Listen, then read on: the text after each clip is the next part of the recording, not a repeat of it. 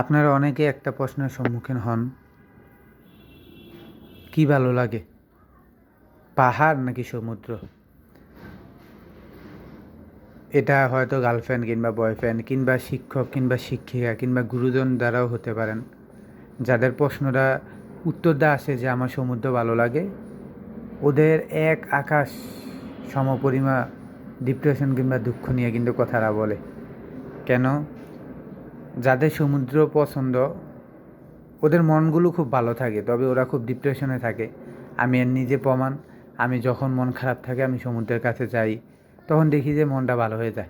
আমি কিন্তু পাহাড়েও যাই, তারপরে ওই যে সমুদ্রে গেলে যে একটা মন ভালো থাকে, মনে হয় যে শরীরে কিছু নাই, কোনো চিন্তা নাই, কোনো ডিপ্রেশন নাই, এই জিনিসটা কিন্তু পাহাড়ে গেলে হয় না। এটা কার কার হয় কার কার হয় না আমি জানি না, তবে আমার এটা হয়। আমি কয়েকজনের সাথে কথা বলছি, ওদেরও হয়। এই কারণে এটা বুঝলাম আর কি। ধন্যবাদ।